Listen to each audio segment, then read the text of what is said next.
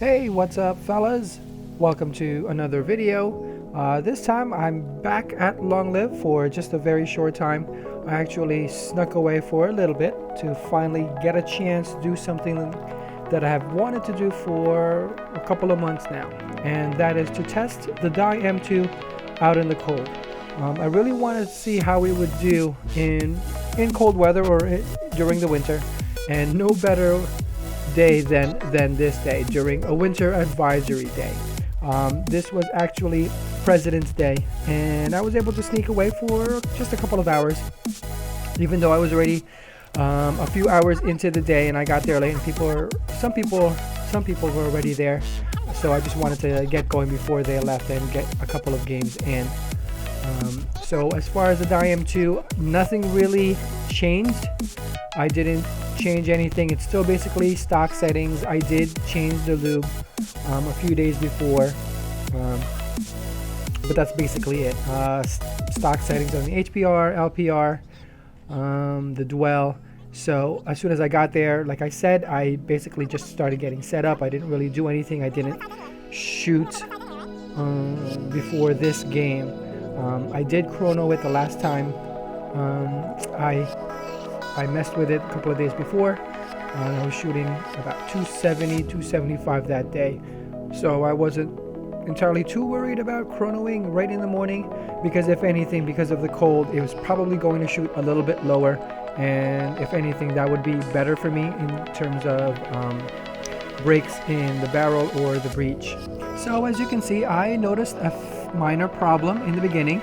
It was just puffing. It wasn't fully cycling, which is, like I said, a minor problem, and it's something that any spoolie owner could expect to experience out in the cold. You know, some brands more than others, but one of the few things, or one of the first things I decided to do was access the drivetrain, and what I wanted to do was manually push and pull the bolt in and out, just to free it up a little bit, because the grease might have gotten a little bit thicker because it's been exposed out in the cold, and slightly warm it up and just free up the whole drivetrain system. And as you can see, just by me doing that, it did help quite a bit. I was able to fully cycle the marker and get it to shoot. I didn't mess with the settings yet. I didn't think I had enough time, and you know, I was able to shoot it, and that's all I needed to do. If you also notice that I'm using a gravity hopper that day, I was not expecting to be shooting at a high rate of fire this day because of the cold weather, and I didn't want to do anything and mess with the gun and the pressure on the balls while it's in the loader and anything. You know, I just wanted to test the M2 and how it performs out in the cold. So I was prepared to just one ball or just a slow amount of fire this particular day. So this day was actually somewhat of a trade-off. As far as the testing of the M2, it was perfect in terms of using an extreme type weather to see how it would function out in the cold. Like I said before, there was a winter advisory warning throughout the day. The temperatures were going to be pretty much below freezing. It was, you know, 10 to 15 degrees throughout the whole day. So it was quite tough on the fingers, out, especially early in the morning. Now, because of that, not too many people came out. Fortunately, there was a really cool group of people that were playing, and I was able to play with them. Some of them have played a few times before, and some were quite new, so I had to take that into account as well. Well, as you can see here, the M2 was performing really well. I was basically concentrating on just shooting one or two balls to try and sneak it past the beams, and it did really well considering the cold. And this particular part, I was able to get one person who exposed himself on one side of the barrier, and then another one through the beams. He's out, he's out.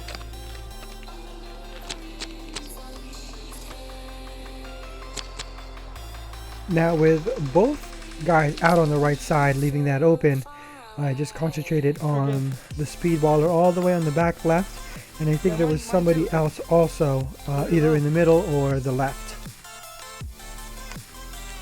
So the speedballer is right there on the other side, behind the blue pyramid barrels. He was using a Geo 3.5, and he was having no problems at all with the fast rate of fire. So I had to take it carefully and sneak up on him to try and surprise him. So as he realizes where I am, I try to lay down a couple of shots before moving on and try to get a different angle on him.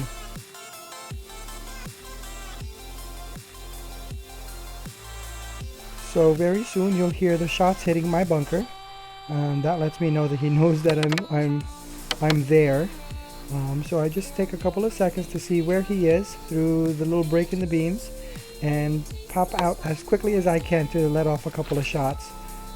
And fortunately, I was able to get him from across the field.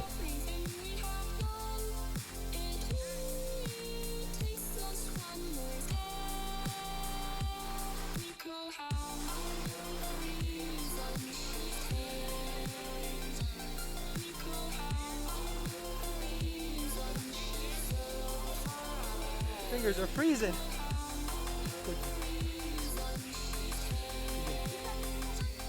Huh? Oh, were you here? No, somebody else did. Good game, guys. Keep your mask on. Because people still... Yes!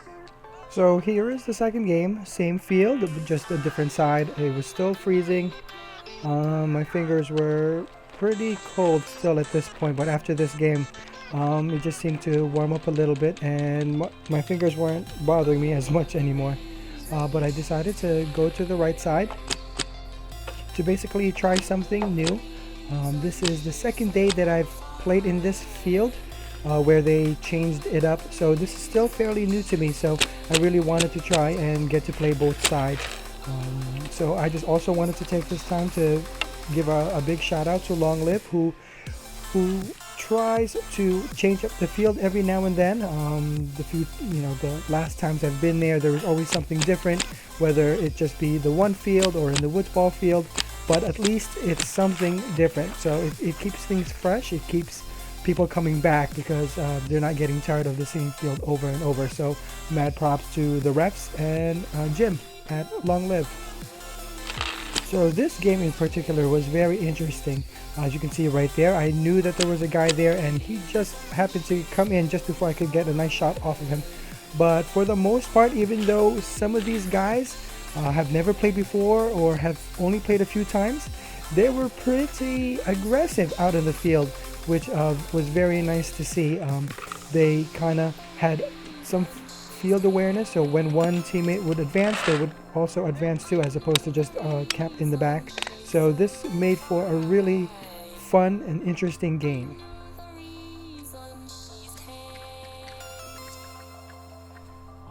So right about now, you'll see that I got pretty fortunate in getting a nice and easy clear shot on my opponent. Now I'm not really sure what happened there. He knew I was there, but I don't know if he thought I had moved somewhere else or was shot out. But like I said, they were all pretty aggressive, and it really made for some great games during the day. So right about here, I'm still trying to play it cautious. I still realize that the biggest threat on the other team was the speedballer, and I don't know where he is. I hear some of the shots that he's taking, but I still don't know where he is, and I don't want to move as aggressive as I typically do without knowing where he is. So I'm just trying to peek out here and there, trying to get a feel for where he is, because he's doing a pretty much a great job of staying hidden. And here is another example of the aggressiveness of the group. I see one of my opponents moving down on the way, all the way on the other side. I think right about now I realize that I don't have any teammates left. So he was basically free to move down all the way on my left. So now I'm concerned about trying to find where the speedball guy is, as well as the other guy all the way down at the field. I don't think he saw me, so I was trying to stay where I am to see if I can catch him as he moved up, while still watching out for the speedballer. I'm not sure if he was coordinating with his teammate to move up on my side as well, so I didn't want to get bunkered in the back. So right over here, you'll see me trying to look for that guy on the end of the field while still keeping an eye on the guy who had made his move all the way on the left hand side. And you will see right there or very soon that he's going to move all the way to where I started, putting the pressure on me. So right about here, you'll see the aggressive guy make his move. He finally sees where I am, and I try to counteract his attack by moving backwards to another bunker where I can protect myself. So as we try to advance against each other, I was able to finally get him, and here I am just showing myself to the ref as well as to the guy that despite his best efforts, he unfortunately did not hit me as well. But anyway, great move for that guy, and I can see that he's going to be definitely a force in the paintball field if he continues with the sport. So now here I am going back to concentrate on the two that I believe are left in the paintball field. I still don't know where the speedballer guy is, but I do know where one of his teammates is. He was on the left hand side, and here I am just trying to get him through the beams again. You can see it right there in the corner because the camera was on the other side of the mask, but I eventually get him in the mask. Unfortunately, he didn't realize that he was hit in the mask and kept shooting at me. Now I'm trying to shout at him that his mask is gone, but I guess he didn't hear me, so it wasn't until the ref was able to check him to call him out. Now here is a little bit of a dilemma that I was at, or I was thinking during this game. He hit me now after. I wasn't sure if I should I call it? Give him the hit, even though I clearly hit him way before he started shooting at me, or just continue playing the game. I kind of knew it was a 1-to-1 left and just keep playing. I don't know what you would have done if you would have just given it to him or kept playing like I did. I just decided to just finish it off 1-to-1. I knew he was the speedballer guy left. But if it was one of the rentals, I think I would have just called it a game and that was it. But since I knew where the speedballer guy was, I decided to continue the game, and here I am just trying to sneak up on him, but he eventually saw me through the barrels and we actually shot each other out. So let me know what you think, if you had called yourself out or decided on keep playing, but I guess it depended on who was left out in the paintball field.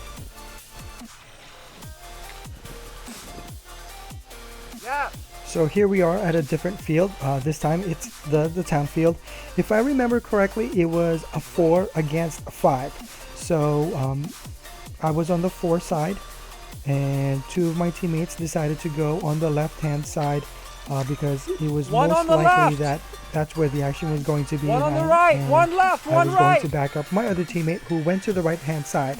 I decided to play somewhat towards the middle and just be able to see where the action was going to take place and back up my teammates depending on the side that had the action. Now I'm not sure if you noticed, but just a few seconds ago you heard me communicating, and they were communicating back at me. They were telling me how many people they saw and where they were, which was a great thing to hear, because they were picking up the game pretty quickly, and that, like I said, definitely made the games more interesting and more fun to play.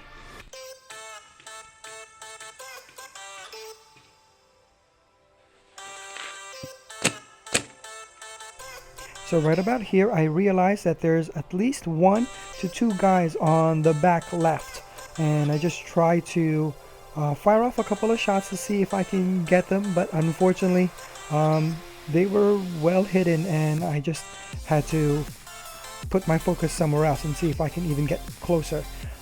Very soon you'll see me turn towards my right to see what the situation was, but actually my teammate had already used that opportunity to move up way past where I was.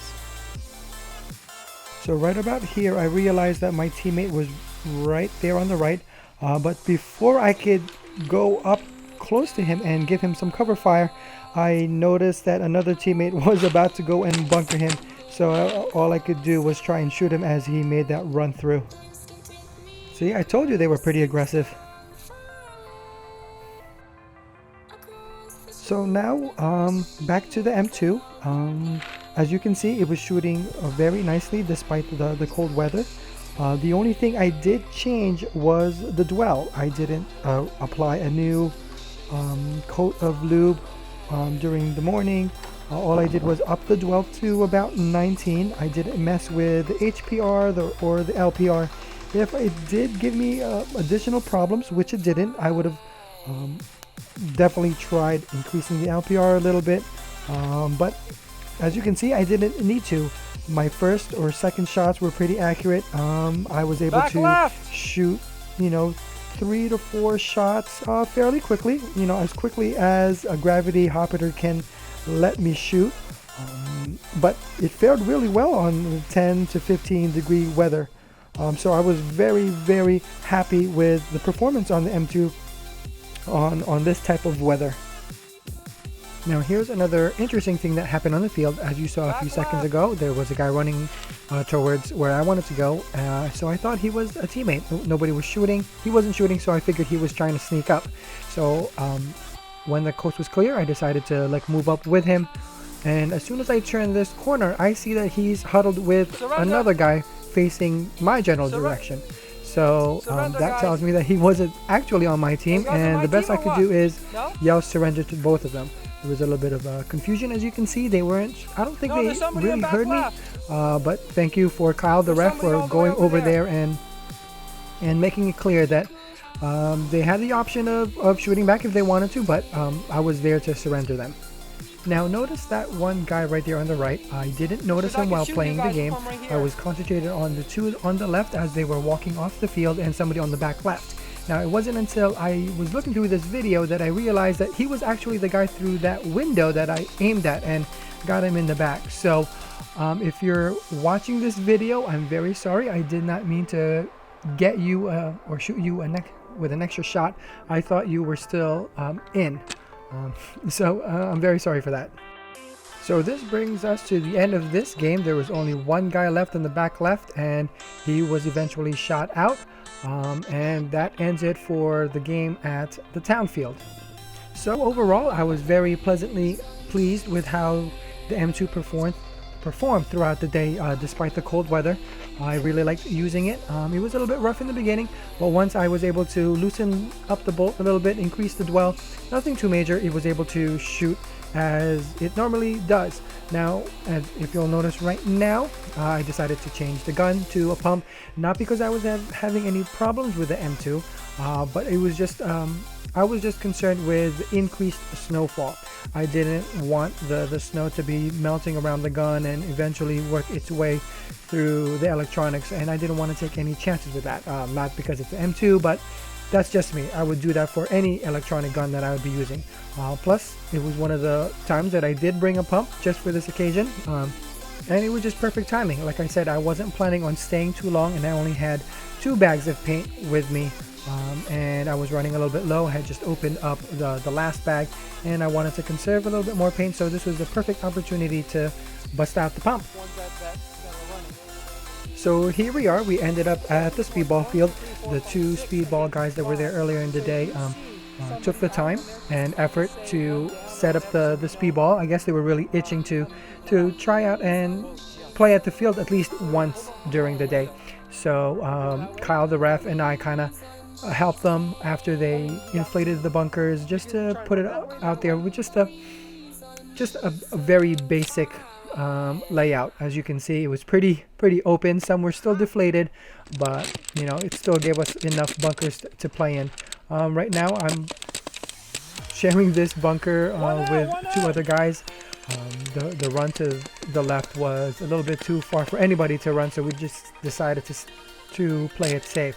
As you can see, the snow is coming down a little bit more, which is why I decided to put the electro away and take out the pump. I didn't want to take any chances with any of the water coming down into the board, even though some of you might comment that it has a thin layer of protection over it. I just don't want to be that guy to test that. Now, I'm the type of guy that enjoys playing in the snow as well. I don't know if you've ever played in the snow, but it is definitely a nice experience. However, this day was a little bit different. I could not see where the paintballs were going to. So it was pretty difficult in trying to adjust your aim or adjust the gun to where you wanted to shoot. The few times that I did get a chance to see where it was going crazy. I don't know if it was the snowflakes or the moisture in the barrel over time, but it definitely made it a chore to try and one-ball somebody from far away. So I just try to get up as close as I can to be able to get anybody out. And for this game, I didn't think I did. It was basically my teammates who advanced. Like I said before, they were pretty aggressive, they had a lot of fun, and they definitely used the bunkers and cover really well to advance up the field. Now, because of the limited visibility, I played maybe 2 more games after this, and I decided to pack it up and go home. It was still fun to play, but just the fact that I couldn't really see where the paintballs were going, so it made it a little bit harder to aim. And one of my goals was to not waste as much paint or too much paint, and that kind of defeated the purpose.